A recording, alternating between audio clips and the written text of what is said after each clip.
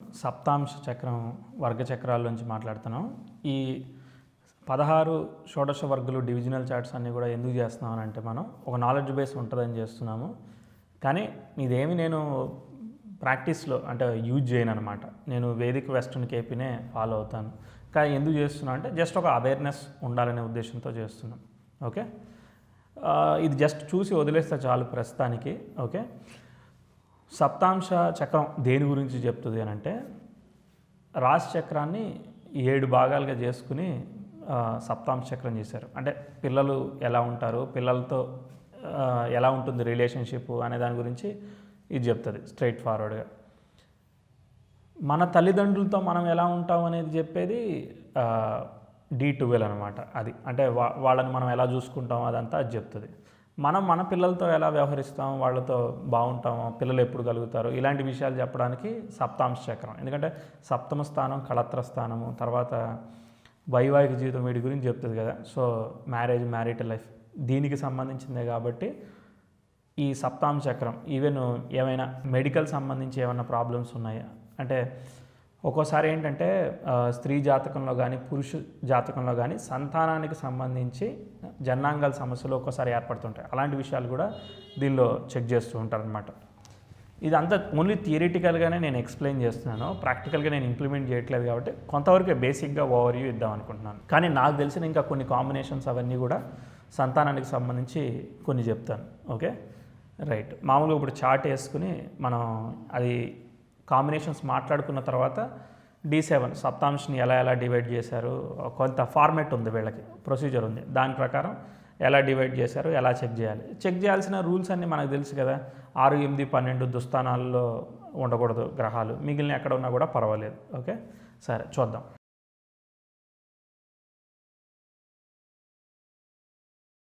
సప్తాంశ చక్రం స్టార్ట్ చేసే ముందే ఒక ఇంపార్టెంట్ డిస్క్లైమర్, సీరియస్ డిస్క్లైమర్ చెప్పాలనుకుంటున్నాను. ఏంటంటే మామూలుగా పుట్టబోయే పిల్లలు పురుష సంతానం కలుగుతుందా, స్త్రీ సంతానం కలుగుతుందా అని చెప్పేసి కూడా మనం జ్యోతిషపరంగా తెలుసుకునే అవకాశం ఉంది. ఓకే, కానీ దీన్ని మనం ఎలా యూజ్ చేయాలి అని అంటే ఒక వ్యక్తి పుట్టాడు, ఒక జాతకాన్ని ఒక జన్మజాతకాన్ని మనం రెక్టిఫై చేస్తున్నాం, సరి చేస్తున్నాం. ఆ జన్మజాతకం సరిగ్గా ఉందా లేదా అనేది చెక్ చేయడానికి కొన్ని రూల్స్ అంటే ఉన్నాయన్నమాట. అంటే ఒక వ్యక్తి ఏ వారం రోజు పుట్టాడు, ఏ నక్షత్రం రోజు, ఏ తిథి రోజు, ఏ లగ్నంలో పుట్టాడు, ఇవన్నీ తీసుకుని పురుషుడైతే ఈ టైం కరెక్టా కాదా, స్త్రీ అయితే ఇది కరెక్టా కాదా అని ఒక తత్వ సిద్ధాంతం ప్రకారం ఒక రూల్స్ ఉన్నాయి. ఇలా మనం బర్త్ టైం రెక్టిఫై చేసేది ఎందుకు, సరైన ప్రిడిక్షన్స్ ఫలితాలు చెప్పడానికి మనం వాడతాం. కానీ సెక్స్ ఆఫ్ ది చైల్డ్ అంటే ఒక వ్యక్తి పుట్టబోయే పిల్లవాడు పురుషుడా స్త్రీయా అని తెలుసుకుంటారు. సహజంగా అది క్యూరియాసిటీ వల్ల తెలుసుకుంటారు, అది ఓకే. కాకపోతే ఏంటంటే ప్రజెంట్ జనరేషన్లో చాలా కాలం నుంచి కూడా అమ్మాయి అని తెలిస్తే ఒక్కోసారి అబార్ట్ చేయించడం ఇలాంటివన్నీ కూడా జరుగుతూ ఉంటాయి. ఓకే, సో ఇప్పుడు జ్యోతిష్యం మీరు నేర్చుకుంటున్నారు. ఓకే, జ్యోతిష్యుడిగా కానీ లేదంటే ఇండివిజువల్గా కానీ మీరు నేర్చుకుని దీని ద్వారా తెలుసుకుని ఓకే అమ్మాయి పుడుతుంది కాబట్టి లేదనంటే ఇప్పుడు కన్వీనియంట్ కాదని, ఫస్ట్ ఆఫ్ ఆల్ అబార్షన్సే మంచిది కాదు, చాలా నెగిటివ్ కర్మ యాడ్ అవుతుంది అకౌంట్లో. ఓకే, కర్మ అనేది చాలా సింపుల్ వర్డ్ కాదు, చాలా టిపికల్, చాలా ఎక్కువ మీనింగ్ వచ్చే వర్డ్. సో అనేక రకమైన ఇబ్బందులు, డిఫికల్టీస్ క్రియేట్ అవుతూ ఉంటాయి. సో మీరు ప్రిడిక్ట్ చేయడం వల్ల వాళ్ళు వెళ్ళి అంటే మీరు ఎవరికో చెప్తున్నారు కదా, సో వాళ్ళకి వెళ్ళి వాళ్ళు చేయడం వల్ల వాళ్ళకు ఒక 10% కర్మ వస్తే మీకు 90% ఆ నెగిటివ్ ఎనర్జీ అనేది ఫామ్ అయిపోతుంది. లైఫ్ అంతా కూడా ఇంకా ఇంత తీవ్రమైన పదాలు వాడాలో నాకు తెలియదు కానీ అంత డిజాస్టర్లోకి వెళ్ళిపోతుంది, దానిలో ఎటువంటి డౌట్ ఏమీ లేదు. సో సంతాన దోషం అనేది రావడానికి ఇట్లాంటి వాటికి కూడా ఇలాంటి కారణాలు కూడా అయ్యేదానికి అవకాశం ఉంటుంది. ఓకే, కాబట్టి ఇది ఓన్లీ ఎడ్యుకేషనల్ పర్పస్గా మీరు నేర్చుకోండి. మంచి విషయాలు అంటే మేబీ బర్త్ టైం రెక్టిఫికేషన్ ఇలా కొన్ని నేను ఒక ఎగ్జాంపుల్ చెప్పాను కదా, ఇలాంటి వాటిలో వాడడానికి తప్ప మిస్యూజ్ చేయకూడదు అనేది నా యొక్క ఇంటెన్షన్.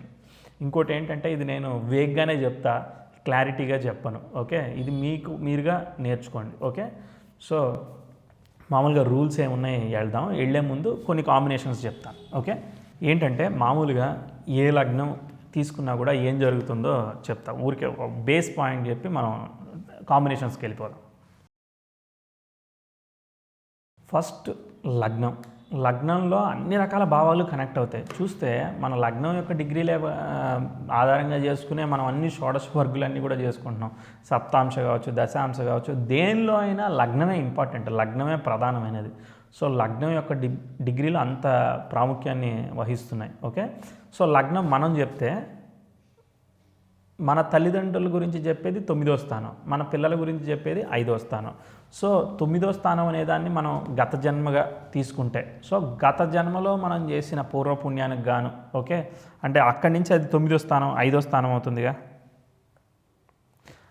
5 నుంచి మనం లెక్క పెడితే, 5 లగ్నం అనుకుని లెక్క పెడితే అక్కడి నుంచి 9వ స్థానం పూర్వపుణ్యం అవుతుంది. అంటే మనకి ఒక పాపులర్ కొటేషన్ ఉంటుంది, అంటే రుణానుబంధ రూపేణ పశుపతి సుతాల ఇలా చెప్తారు కదా. అంటే మనకు రుణం ఉంటేనే, మనకి పూర్వజన్మ కర్మ ఉంటేనే పిల్లలు కావచ్చు, భార్య కావచ్చు, వీళ్ళందరూ వచ్చేదానికి అవకాశం ఉంటుంది. సో లగ్నం నుంచి తీసుకుంటే మనకు 5 సంతాన స్థానం. అదేంటిది? పూర్వజన్మలో చేసిన పుణ్యం ఇలాంటి ఏదో చేసుకోవడం వల్ల అవి మనకి వచ్చాయి అనేది ఈ జన్మలో చెప్తున్నాడు. అది పాజిటివ్ అవ్వచ్చు, నెగిటివ్ అవ్వచ్చు, అది ఏదైనా కావచ్చు. సో 5 సంతాన స్థానం, మనకి 5 సంతానం అవుతుంది. తర్వాత 9 అంటే ఇప్పుడు మన లగ్నం అనేది మన పిల్లలకి మన పెద్దలకి మధ్య మనం కనెక్ట్ అయి ఉన్నాం. సో ఇదే బేస్ పాయింట్ అని చెప్పాలనుకున్నది. ఇప్పుడు కొన్ని సంతానానికి సంబంధించిన కాంబినేషన్స్, వీళ్ళు మామూలుగా కేంద్రాలలో కానీ కోణాలలో కానీ ఉంటే పాజిటివ్ రిజల్ట్స్ వస్తూ ఉంటాయి. సంతానానికి గురువు కారకుడిగా వహిస్తుంటాడు, అంటే పుత్రకారకుడు గురువు అనమాట. సో గురువు అనేవాడు ఏ జాతకంలో అయినా కూడా పుత్రకారకుడు అయినవాడు బాగుంటే సంతాన విషయాల్లో, అంటే వాళ్ళు పుట్టడం కావచ్చు, పెరగడం కావచ్చు, వాళ్ళ లైఫ్ కావచ్చు బాగుంటుంది అనేది ఫండమెంటల్ రూల్. తర్వాత రెండోది లగ్నాధిపతి బాగుండాలి. దేనికైనా లగ్నాధిపతి డిఫాల్ట్ అంతే. లగ్నాధిపతి ఇప్పుడు తులా లగ్నం వేసుకున్నాం కాబట్టి ఆ జాతకంలో శుక్రుడు బాగుండాలనే దానికి రూల్స్ అన్నీ కూడా ఉన్నాయి కదా. కేంద్ర కోణాల్లోనో లేదా శుభగ్రహాలతో కలయికో పరివర్తన ఏమైనా కావచ్చు, బాగుండాలి. నెక్స్ట్ పంచమాధిపతి బాగుండాలి, లగ్నాధిపతి బాగుండాలి, పంచమాధిపతి బాగుండాలి, పుత్రకారకుడైన గురువు బాగుండాలి. అలానే పంచమ స్థానంలో కూడా గ్రహాలు ఏమన్నా ఉంటే అవి బాగుండాలి. ఇలా ఈ 4 అంటే పంచమము, పంచమాధిపతి, పుత్రకారకుడైన గురువు, లగ్నాధిపతి, వీళ్ళు 4 కూడా బాగుంటే సంతానం అనేది బాగుంటుంది. సంతానం ఆ కాంబినేషన్స్ని బట్టి ఏం జరుగుతుంది అనేది డిసైడ్ చేయొచ్చు. ఊరికే రాస్తాను, మీరు మళ్ళీ మర్చిపోకుండా. ఓకే, నేను 4 పాయింట్స్ చెప్పేశాను. ఈ 4 పాయింట్స్ బాగుండాలి. వీళ్ళు ఒక్కోసారి నక్షత్రాల్లో కానీ పరివర్తనలు కానీ ఏవైనా కూడా జరగచ్చు అనమాట. 6, 8, 12 స్థానాల్లో చార్ట్లో ఉన్న కాంబినేషను బాగానే ఉంది. మనకి దశానాథుడు, ఇప్పుడు టైం చెప్పేదే దశానాథుడు అనేది, ఈ కాంబినేషన్స్ అన్నీ బాగున్నాయి.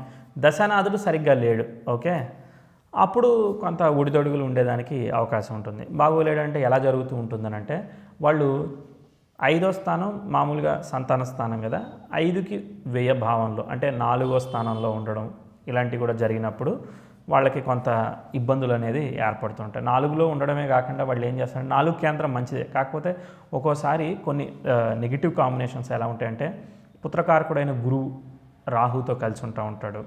తర్వాత న్యాచురల్ జోడియాక్ సైన్లో రవి పంచమాధిపతి, సహజ పంచమాధిపతి, ఆ రవి రాహుతో కలిసి ఉండడం, రాహుతి సంబంధం ఉండడం ఇలాంటివి జరుగుతూ ఉంటాయి. సో గురు రాహుల కాంబినేషన్స్, తర్వాత కుజ రాహుల కాంబినేషన్స్, రవి రాహుల కాంబినేషన్స్, ఈ 3 కాంబినేషన్స్ సంతానపరంగా ఇబ్బంది ఇచ్చేదానికి అవకాశం ఉంటుంది. దీనిలో 2 కేటగిరీస్ ఉన్నాయి. ఒక అంటే అబ్బాయిల సైడు ఎలా ఉంటుంది, అమ్మాయిల సైడు ఎలా ఉంటుందో చెప్తాను. ఎలా ఉంటుందనంటే, బేసిక్గా అమ్మాయిలకి హార్మోనల్ కావచ్చు, థైరాయిడ్ కావచ్చు, ఇలాంటి సమస్యల వల్ల, పీసీఓడి సమస్యల వల్ల సంతానం కొంచెం ఆలస్యం అవడం ఇబ్బందులు జరుగుతుంటాయి. వృషభము, తర్వాత వృశ్చికము, తర్వాత కుంభము, సింహము, అంటే వృశ్చికానికి పరస్పర కేంద్రాలు అన్నమాట. ఓకే, పంచమం అంటే 5, లగ్నం అంటే 1, తర్వాత భాగ్యం అంటే 9. బేసిక్గా కొన్ని కాంబినేషన్స్ ఆల్రెడీ నేను సంతానం ఎలా కలుగుతుందనే వీడియోలో చాలా ఎక్స్ప్లెయిన్ చేశాను, అనే చెప్తాను. ఎందుకంటే డివిజనల్ చార్ట్ కాబట్టి సప్తాంశాల్లోకి వెళ్ళిపోదాం. ఈ కాంబినేషన్ కొంత అర్థమైతే మనకి ఇది సపోర్టింగ్ కంటెంట్ కాబట్టి చెప్తున్నాను, రిపీట్ చేస్తున్నాను కొంత. ఏమీ లేదు. ఈ వృచ్చికం జలరాశి అనమాట. ఇక్కడ ఒక్కోసారి శని కానీ అగ్నితత్వ గ్రహాలు కుజుడు కూడా ఉన్న స్వక్షేత్రం అయినా కూడా ఒక్కోసారి అమ్మాయిలకి సైకిల్ వచ్చినప్పుడు కొంత ఇబ్బంది రావడం, కడుపు నొప్పి రావడం, ఇలాంటివన్నీ కూడా ఏర్పడతాయి. హార్మోనల్ ఇంబ్యాలెన్స్లు ఏర్పడతాయి. వృషభం మెడ ఇదంతా చెప్తుంది అనమాట. సో కాబట్టి అక్కడ కూడా థైరాయిడ్ గ్లాండ్స్ అవన్నీ ఉంటాయి కాబట్టి వాటికి సంబంధించిన ఇష్యూస్ కూడా ఏర్పడేదానికి అవకాశం ఉంటుంది. తర్వాత సింహం అగ్నితత్వ రాశి అయినప్పటికీ దీనికి కేంద్ర స్థితి అవుతూ ఉంటాయి.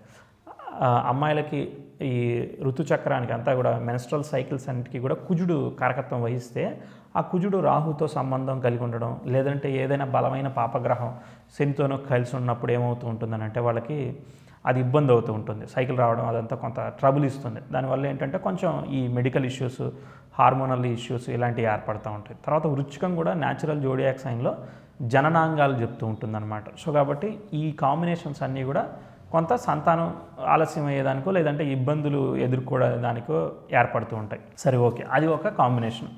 కుజరాహులు సర్పదోషంగా చెప్తూ ఉంటారు.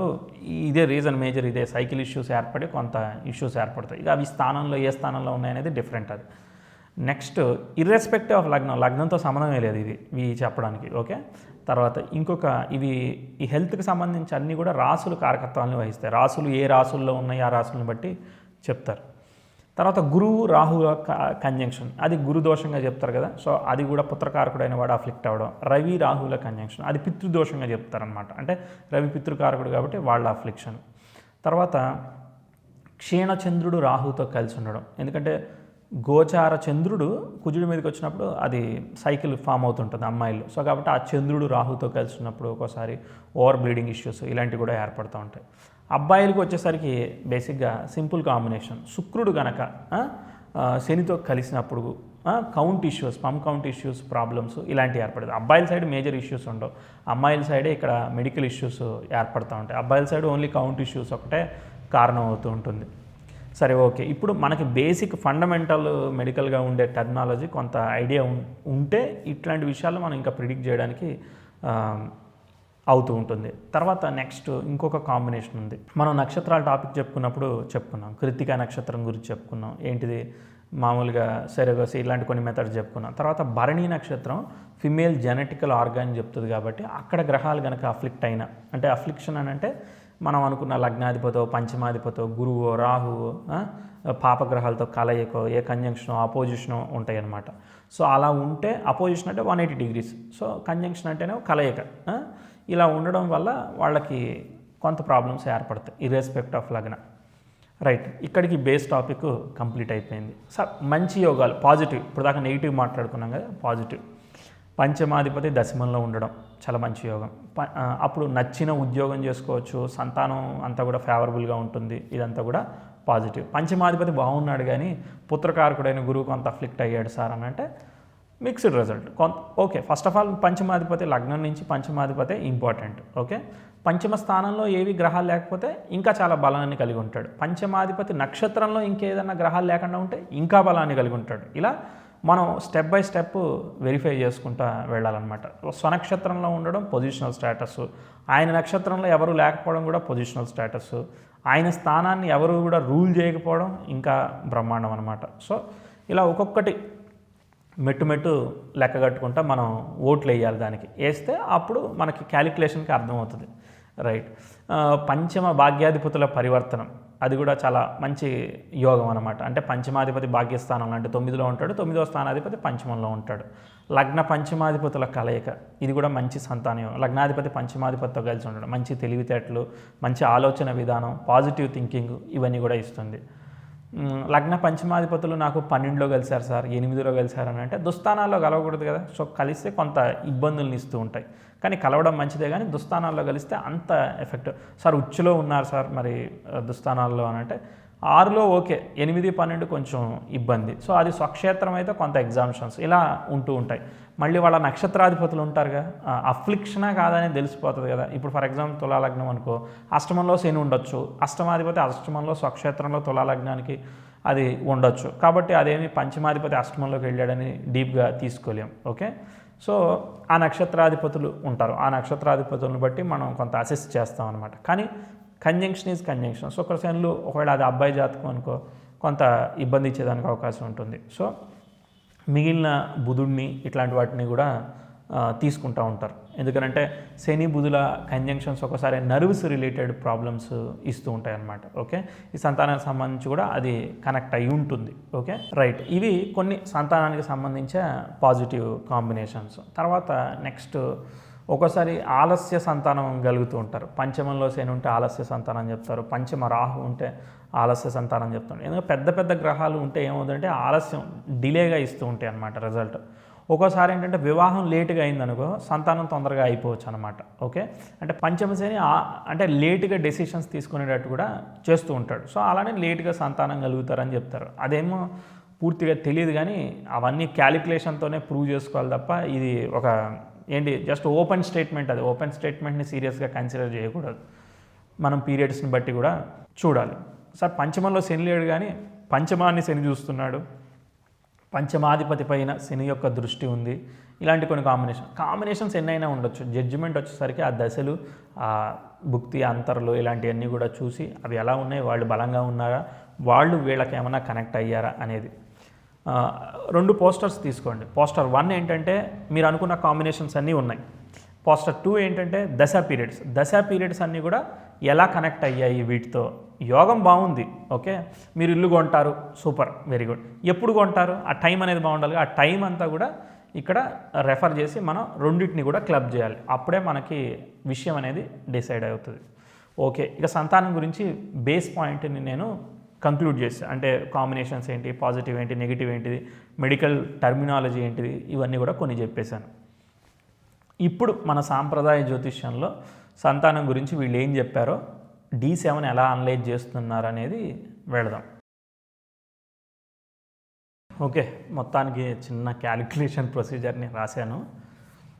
దీనికి ఒక చిన్న మైథాలజీ స్టోరీ ఉన్నది, మనకి ఈజీగా బాగా గుర్తుండడానికి బాగా పనిచేస్తుంది. మనకి తెలుసు సరస్వతీదేవి, సరస్వతి అంటే సప్తరసాలకి అధిపతి ఆవిడ అనమాట. ఓకే, బ్రహ్మ పిల్లల గురించి మాట్లాడుతున్నాం కదా, పిల్లల్ని తయారు చేసిన తర్వాత ఈ సప్తరసాలతో శుద్ధి చేసి మనకి భూలోకానికి పంపిస్తూ ఉంటాడు అనేది వీళ్ళ బేసిక్ థియరీ, ట్యాగ్లైన్. ఓకే, తర్వాత ఈ సప్తరసాలు ఏంటివి, మామూలుగా వీటిలో 5 మనం పంచామృతాలుగా వాడతాము, 6 మామూలుగా కార్యక్రమాలు, క్రతువులు ఇలాంటివి చేసేటప్పుడు కూడా యూజ్ చేస్తారు. సో ఇవి ఎలా ఉన్నాయి, క్షార, క్షీర, తర్వాత దహి, గృహ, ఇక్షూరస, తర్వాత మధు, శుద్ధ జలం, ఇగో ఇట్లా మొత్తం 7 రకాలుగా ఉన్నాయి. క్షార అంటే ఏం లేదు, ఉప్పు నీళ్ళు అనమాట. ఓకే, దీనికి ఆధిపత్యంగా శని భగవానుడు ఉంటాడు. బేసిక్గా సాల్ట్ అనేది మనం కొంచెం వేసుకుంటేనే సరిపోతుంది. సో మరీ వేస్తే కొంచెం ఇబ్బంది అవుతుంది. కాబట్టి రిలేషన్షిప్ తగినంతగా ఎంత కావాలో అంతే ఉంటుంది అనేది చెప్తున్నాడు. క్యాలిక్యులేషన్ ఏంటిదనేది చూద్దాం. వాటి థియరీ ఏమైతే ఉందో అది ఫస్ట్ చూద్దాం. సో ఒకవేళ కనుక అంటే ఏమీ లేదు, ఈ చార్ట్ని 4.18 డిగ్రీల్లో డివైడ్ చేశాడు. సో ఈ లగ్నం శరీర రాశులకి, బేసి రాశులకి వీళ్ళు డివైడ్ చేసుకున్నారనమాట. బేసి రాశులు అంటే 1, 3, 5, 7 ఈ విధమైన రాశుల్లో ఫస్ట్ 4.18 డిగ్రీల్లో కనుక లగ్నం పడింది అనుకో, ఈ ఫస్ట్ నేను చెప్పిన క్షార అనే సప్తాంశ ఆధిపత్యం వహిస్తుంది. అదే సరిరాశులు అనుకో రివర్స్ మళ్ళీ ఈ విధంగా వీళ్ళ క్యాలిక్యులేషన్ ఉంది. ఇప్పుడు నేను రాసిన ఈ చార్ట్ చూస్తే మీకు అర్థమైపోతుంది క్యాలిక్యులేషన్ గురించి ఎక్కువ మనం టెన్షన్ పడాల్సిన అవసరం లేదు. సాఫ్ట్వేర్లో మనం ఎంటర్ చేస్తే డీటెయిల్స్ వస్తాయి. కాకపోతే ఈ క్షార, క్షీర ఇవన్నీ రావు. ఓకే, చార్ట్లో ప్లానిటరీ పొజిషన్స్ వస్తాయి. ప్లానిటరీ పొజిషన్ని మనం యాజ్ ఇట్ ఈస్గా ఇంతకుముందు రెగ్యులర్గా ఎలా రీడ్ చేస్తున్నామో అలానే రీడ్ చేసేది. కాకపోతే అదేంటిది ఆధిపత్యం తెలిస్తే దాని మీనింగ్ అనేది మనకు అర్థమవుతుంది. సో ఇప్పుడు ఆ ఆధిపత్యాలు ఎక్స్ప్లెయిన్ చేస్తున్నాను. ఓకే, క్షార అనేది అది శని ఆధిపత్యం వహిస్తాడు, ఉప్పు నీటికి ఆయన అధిపతి, 7 సముద్రాలు అనుకోండి. ఓకే, సో ఇది ఆధిపత్యం వహిస్తాడు. కాబట్టి రిలేషన్షిప్ అనేది ఎంతవరకు ఉండాలో అంతవరకే ఉంటుంది సంతానంతో అనేది చెప్తాడు. ఒకటి.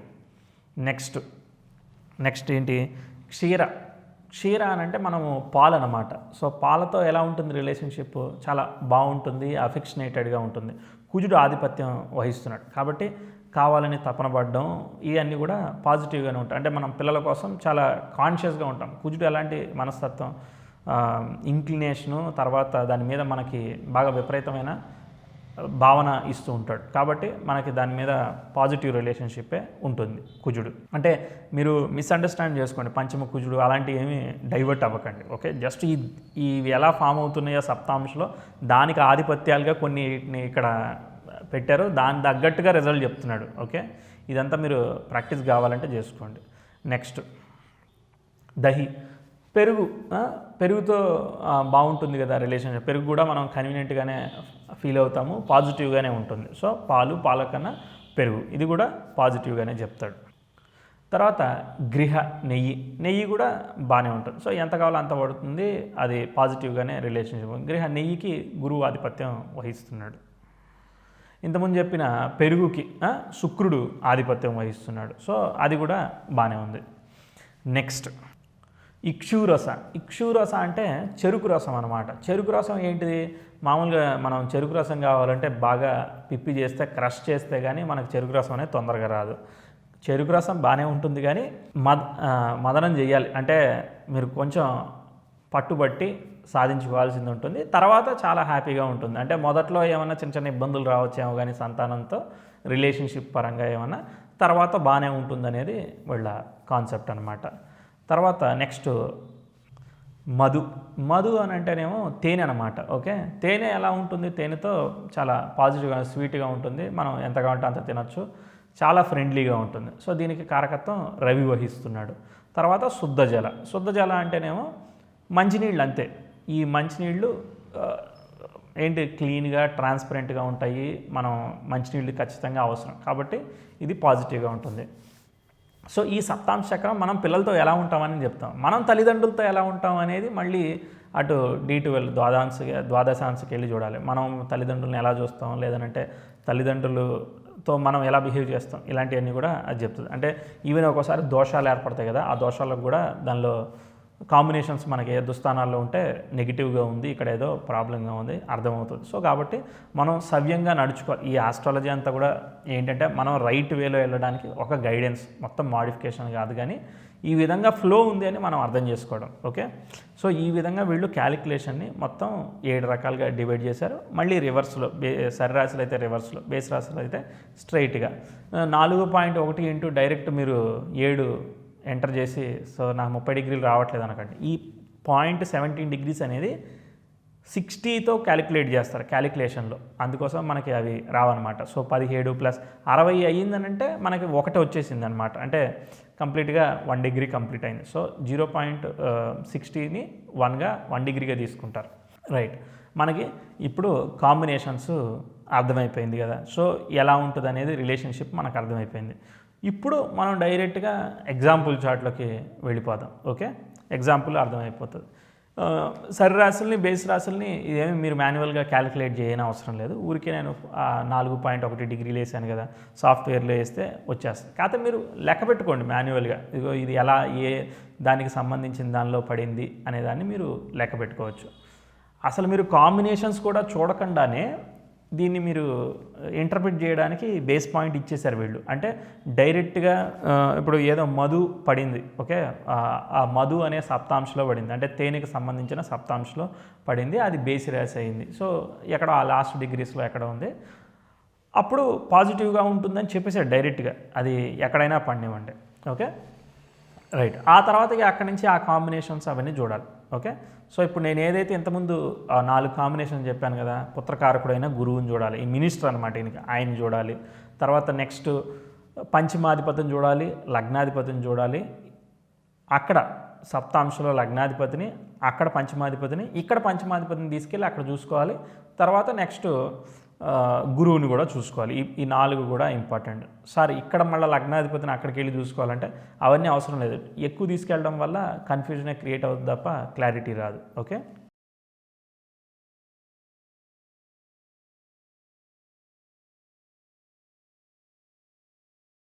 కన్ఫ్యూజ్ చేయకూడదని జస్ట్ ఊరికే రియల్ టైం కాకుండా శాంపిల్ ఎగ్జాంపుల్ తీసేసుకున్నాను. ఓకే, ఇప్పుడు ఈ చార్ట్ చూస్తే ఊరికే మ్యాష్ లగ్నం వేశాను, లగ్నాధిపతి ద్వితీయంలో ఉన్నాడు, పంచమాధిపతి దశమంలో ఉన్నాడు, సార్ పుత్రకారకుడైన గురువు 6లో పడిపోయాడు, అంటే అది కొంత భృగు షట్క దోషం అదంతా అనుకోవచ్చు. అంటే 12వ స్థానాధిపతి అయిన వాడు 6వ స్థానంలో ఉండొచ్చు. అదొక రకమైన విపరీత యోగం. సరే, గురువు 6లో ఉండడం అది భృగు షట్క దోషం, అదంతా అనుకున్నాం. కానీ పంచమాధిపతిని తన విశేష దృష్టితో చూస్తున్నాడు. ఇంకోటి, పుత్రకారకుడైన వాడు పంచమంలో ఉండకూడదు అని కూడా చెప్తుంటారు, అదొక రూల్ ఉంది. కానీ అదంతా పూర్తి స్థాయిలో తీసుకునేదానికి లేదు. ఎప్పుడూ చెప్తున్నా, కారక భావనాశే పూర్తి స్థాయిలో అప్లై చేయకూడదు. ఈ దశలు ఎలా వచ్చాయి ఏంటిదో చూసుకుని మిగిలిన కాంబినేషన్స్, నేను ఇంతకుముందు చెప్పిన మెడికల్ కాంబినేషన్స్ అవన్నీ చూసుకుని తీసుకోవాలి. ఇప్పుడు ఈ గురువు లగ్నాధిపతిని చూస్తున్నాడు, తర్వాత పంచమాధిపతిని చూస్తున్నాడు. మంచిదేనా? మంచిదే, డెఫినెట్గా. ఏమి నీచంలో లేడు, నెగిటివ్గా లేడు. ఓకే, పంచమాధిపతి బాగున్నాడు, కుజుడు లగ్నాధిపతి బాగున్నాడు, తర్వాత గురువు కూడా బాగానే ఉన్నాడు. సరే, ఒక 100కి 50 మార్కులు వేద్దాం, బాగానే ఉన్నాడు అనుకుందాం. ఇప్పుడు మనం డైరెక్ట్గా ఈ సప్తాంశ చక్రానికి వస్తే ఏమైంది? సింహ లగ్నం అయింది. సింహ లగ్నానికి లగ్నాధిపతి 11లో ఉన్నాడు, 6, 8, 12లో లేడు, దుస్థానాల్లో లేడు, పాజిటివ్. తర్వాత రెండోది, గురువు ఎక్కడ ఉన్నాడు? గురువు మేషంలో భాగ్యస్థానంలో ఉండి లగ్నాన్ని చూస్తున్నాడు. పుత్రకారకుడైన వాడు గురువు కూడా బాగానే ఉన్నాడు. అంటే పొజిషన్ ఈజ్ ఇంపార్టెంట్. నీచిలో ఉన్నాడు, ఉచ్చులో ఉన్నాడు, తర్వాత సంగతి. ఫస్ట్ పొజిషన్ అనేది ఇంపార్టెంట్. పొజిషన్ అనేది బాగుంది. రెండో పాయింట్ కూడా సాటిస్ఫై అయిపోయింది. అక్కడ లగ్నాధిపతి ఆయన బాగున్నాడు. ఇక్కడ మన పంచమాధిపతి అయిన వాడు రవి. ఆ రవి అక్కడెక్కడ ఉన్నాడు? ఆ రవి ఆ లగ్నాత్ లాభంలో ఉన్నాడు. సో ఇవన్నీ కూడా పాజిటివ్ పాయింట్స్. ఇంకా ఎక్స్ట్రా పాయింట్స్ ఎలాంటివి యాడ్ అవుతూ ఉంటాయంటే, ఆ రవి మిత్రక్షేత్రంలో ఉన్నాడా, సహజంగా సమక్షేత్రంలో ఉన్నాడా, రవి ఉచ్చులో ఉన్నాడా, నీచిలో ఉన్నాడా, రవిని ఇప్పుడు కుజుడు అష్టమ దృష్టితో చూస్తున్నాడు. కుజుడు సహజ పాపి కదా, సో కాబట్టి ఆ కుజుడు యొక్క పాప దృష్టి కొంత ఇబ్బంది కదా, ఇలాంటివి చూస్తాడు. ఇంకా చాలామందికి ఏమవుతుందంటే, పిల్లలు ఫారెన్ కంట్రీస్లో ఉంటూ ఉంటారు. సో కాబట్టి ఒకసారి పంచమాధిపతి రాహుతో సంబంధం కలిగి వ్యయస్థానంతో సంబంధం ఏర్పడుతుంది. అంటే పంచమాధిపతి వ్యయంలో ఉండడం, లేదంటే పంచమాధిపతి యొక్క నక్షత్రాధిపతి వ్యయంలో ఉండొచ్చు. ఒక్కోసారి సంతానానికి పంచమ స్థానం అఫ్లిక్ట్ అయితే, అంటే ఏదైనా గ్రహాలతో ఉంటే 9వ స్థానం చూస్తాం. అంటే డైరెక్ట్ గత జన్మలో చేసుకున్న పూర్వపుణ్యం కాకుండా డైరెక్ట్ గత జన్మలో చేసుకున్నాం. అంటే 9వ స్థానంకి ఏమన్నా పాజిటివ్ ఉంది అంటే పంచమాది పంచమం, భావాత్ భావం, ఆ 9వ స్థానాధిపతి బాగున్నాడా, ఇలాంటివి చూస్తాం. కావాలంటే మనం ఇక్కడ డైరెక్ట్గా ఇప్పుడు మేష లగ్నానికి 9వ స్థానాధిపతి గురువు కదా, ఈ గురువు బాగానే ఉన్నాడు కదా, కాబట్టి ఓకే, కొంతవరకు అండి, చాలా వరకు బాగానే ఉంది. ఓకే, డౌట్ ఏమీ లేదు. కుజుడు యొక్క దృష్టి రవి మీద ఉంది కాబట్టి ఏమన్నా ఒక్కోసారి అమ్మాయి అయితే ఒకసారి సిజేరియన్స్ ఇలాంటివి ఇస్తూ ఉంటుంది కదా, అలాంటివి చెప్తూ ఉంటారు. కానీ దీన్ని చూసే మనం డైరెక్ట్గా అలా ప్రిడిక్ట్ చేసేదానికి లేదు. ఓకే, మామూలుగా ఈ సిజేరియన్స్కి ఇప్పుడు కామన్ అయింది, ఇదివరకు రోజుల్లో కామన్ కాదు. సో కామన్ కాదు కాబట్టి అప్పుడు కాంబినేషన్స్ అంటే, ఫర్ ఎగ్జాంపుల్ ఎలా అంటే, ఇప్పుడు విమాన యోగం ఉంది నీకు, గాల్లో వెళ్ళే యోగం ఉంది అని చెప్పి ప్రిడిక్ట్ చేశారనుకో, అప్పట్లో అది అంటే ఏరోప్లేన్ ఎక్కడం అనేది చాలా యోగం, అంటే చెక్ చేసి జరగని విషయాలు జరుగుతాయా లేదని తెలుసుకోవడానికి యోగాన్ని చెక్ చేస్తారు. ఇప్పుడు ఏముంది, మనం ఒక 2000, 3000 పెడితే టికెట్ దొరుకుతుంది, డైరెక్ట్ వెళ్ళి ఎక్కచ్చు. సో దానికి పెద్దగా చెక్ చేయాల్సిన అవసరం ఏం లేదు. ఓకే, సో అప్పుడు అంటే వాయుతత్వ రాశుల్లో గ్రహాలని అంటే మేజర్గా సిగ్నిఫికెంట్గా జరుగుతున్నది అనే దానికే యోగాన్ని చెక్ చేస్తారు. సరే, ఇక్కడ కాంబినేషన్ బాగుంది. తర్వాత సిజేరియన్స్కి కాంబినేషన్స్ ఏంటంటే, కుజుడికి రాహుకి సంబంధం కలిగితే వాళ్ళకి ఎక్కువగా ఈ కత్తిఘాట్లు అంటే సిజేరియన్స్ జరిగేదానికి అవకాశం ఉంది అనేది చెప్పేది. ఓకే, అవకాశం ఉండొచ్చు, ఉండకపోవచ్చు, బట్ ఒక కాంబినేషన్ అంతే. పంచమాధిపతి వ్యయంలో ఉంటే పిల్లలు ఎడ్యుకేషన్ రీత్యా కావచ్చు, ఏదైనా కూడా ఒకసారి దూర ప్రదేశంలో వెళ్ళి చదువుకోవడం ఇలాంటివి ఏర్పడుతూ ఉంటాయి. ఇక మళ్ళీ వాళ్ళ జాతకంలో కూడా అది కన్ఫర్మ్ అవ్వాలి. ఏ శని రాహులకి సంబంధాలు ఉంటూ పంచమాధిపతి వ్యయంలో ఉండడం, వ్యయాధిపతి పంచమంలో ఉండడం, ఇలాంటివి జరిగినా కూడా ఫారెన్ ఎడ్యుకేషన్స్ చేస్తూ ఉంటారు. ఓకే, అదే గ్రహాన్ని బట్టి, అదే కుజుడు అనుకో దగ్గరలో 200 కిలోమీటర్లలో, రేవ్ అనుకోండి అలానే 100-200 కిలోమీటర్లు, చంద్రుడు అయినా కూడా ఒక 50-60 కిలోమీటర్లు, శని వచ్చాడంటే ఒక 400-500 కిలోమీటర్లు, శనితో రాహు కలిపి వచ్చాడంటే కంప్లీట్ ఫారెన్ అయ్యిగా. ఓకే, సో ఇలా ఆ కాంబినేషన్స్. మళ్ళీ చర్రాశిలో ఉన్నాడు అనుకోండి, ఎడ్యుకేషన్ ఒక దగ్గర 1 ఇయర్ చదివి మళ్ళీ ఇంకో దగ్గరికి మారుతాడు. స్థిర రాశిలో ఉంటే కంప్లీట్ ఎడ్యుకేషన్ అయ్యేంత వరకు అదే లొకేషన్లో ఉండి కంప్లీట్ చేసుకుని వస్తాడు. దిశాభ రాశిలో ఉండంటే వెకేషన్కి వచ్చి వెళ్ళడము, లేదంటే మారుతూ ఉండడం, ఇలాంటి కాంబినేషన్స్ అనమాట ఇవన్నీ. ఓకే, కాంబినేషన్స్ బేసిక్ ఐడియా ఉంటే సరిపోతుంది. టైం మీద జడ్జిమెంట్ అనేది అవగాహన రావాలి. తర్వాత నెక్స్ట్ పంచమాధిపతి అనేవాడు మామూలుగా ఏ రాశిలో ఉన్నాడు, లగ్నం ఏ రాశిలో పడింది అంటే స్త్రీ రాశ, పురుష రాశ. ఆ పంచమాధిపతి అనేవాడు పురుష రాశిలో ఉంటేనేమో పురుషుడని, స్త్రీ రాశిలో ఉంటేనేమో స్త్రీ అని. మామూలుగా మొదటి సంతానానికి మనం పంచమ స్థానం చూస్తాం, రెండో సంతానానికి సప్తమ స్థానం చూస్తాం, మూడో సంతానానికి 9వ స్థానం చూస్తాం. అంటే అక్కడ వాడికి తమ్ముడు అవుతాడు కదా, అలా 3 లెక్క పెట్టుకుంటే వెళ్తారనమాట. ఓకే, ఇది ఒక కాంబినేషన్. ఒక్కోసారి మొదటి చైల్డ్ అంటే మొదటి సంతానం కలిగిన తర్వాత ఒక్కోసారి అబార్ట్ అవ్వడము, ప్రమాదవశాత్తు ఏదో జరగడం జరుగుతుంది. అప్పుడు దాన్ని తప్పనిసరిగా రెండో సంతానంగా కన్సిడర్ చేయాలనేది నా క్యాలిక్యులేషన్లో నాకు ప్రాక్టికల్గా అర్థమైంది. ఒక్కోసారి అబార్ట్ ఆల్సో సంతాన యోగమే. ఓకే, ఒక్కోసారి కుజరాహువులు కలయిక ఉన్నప్పుడు, పంచమానికి సంబంధం ఉన్నప్పుడు సంతానం ఉంటారు. కాకపోతే కొంతమంది పుట్టి చనిపోతూ ఉంటారు కదా. సో అలాంటి సందర్భాల్లో కూడా ఇలాంటి సంతాన దోషాలు ఏర్పడేదానికి అవకాశం ఉంటుంది. సంతాన దోషాలన్నిటికీ కూడా మామూలుగా వీళ్ళు సుబ్రహ్మణ్య స్వామి అంటే కుజరాహుల సంబంధం, గురురాహుల సంబంధాలకి సుబ్రహ్మణ్య స్వామినే కొలుస్తూ ఉంటారు. సరే, ఓకే, ఇది మొత్తానికి D7 గురించి ఓవరాల్ ఐడియా నాకు తెలిసినంతవరకు బ్రీఫ్గా ఎక్స్ప్లెయిన్ చేశాను. మామూలుగా అయితే మాత్రం ఎలా ఉంటుందనంటే కన్సెప్షన్ టైంని సెలెక్ట్ చేయడం, లేదంటే టైమింగ్ ఆఫ్ ఈవెంట్ని సెలెక్ట్ చేయడానికి నేను ప్రోగ్రెషన్ తీసుకుని అది బాగుందా లేదా, ఆ పీరియడ్ బాగుంటే మంచి ఇంటెలిజెన్స్ బాగా తెలివితేటలు ఉన్న వాళ్ళు పుడుతున్నారా లేదా అనేది కూడా మనం ఎక్సలెంట్ సంతానం అనేది, బ్యూటిఫుల్ సంతానం అనేది ప్రిడిక్ట్ చేసేదానికి అవకాశం ఉంటుంది. మన పూర్వీకులు కూడా చెప్పింది ఏంటంటే ఆదాన లగ్నం, కన్సెప్షన్ టైం తీసుకుని సరైన సమయంలో జరగడం వల్ల సరైన సమయంలో సంతానం పుడతారు. దోషాలు అంటే నువ్వేమి ఇప్పుడు కన్సెప్షన్ టైం పెట్టడానికి వస్తారు, ఓకే, పెట్టించుకోవడానికి వస్తూ ఉంటారు. సో వాళ్ళకి ఒక్కోసారి ఫస్ట్ టైం సిజేరియన్ చేసేసారు, సెకండ్ టైం కూడా సిజేరియన్ కంపల్సరీ అంటే తప్ప మనం కన్సెప్షన్ టైం కూడా చూడడం అనమాట. అది కరెక్ట్ కాదు. ఓకే, న్యాచురల్గా జరగడం అనేది మంచిది. ఎందుకంటే నువ్వు ఎంత కరెక్ట్ చేసినా కూడా ఫేట్ అనేది డిసైడ్ అవ్వదు. ఒక్కోసారి మనం చెప్పింది కూడా ఏంటో వాళ్ళకి వేరే వాళ్ళు చెప్పిందే కరెక్ట్ అని చెప్పేసి ఫాలో అవుతారు. దట్ ఈస్ కాల్డ్ ఫేట్ అనమాట. ఏది ఎలా జరగాలో అలా జరుగుతుంది. జ్యోతిష్యుడు కూడా గ్రహస్థితిని మార్చలేడుగా, కేవలం ఆ లగ్నం ఏదో సెలెక్ట్ చేస్తాడు, గ్రహాలన్నీ అక్కడే ఉంటాయి కదా. సో మేజర్గా జరగాల్సినవన్నీ కూడా జరుగుతూ ఉంటాయి.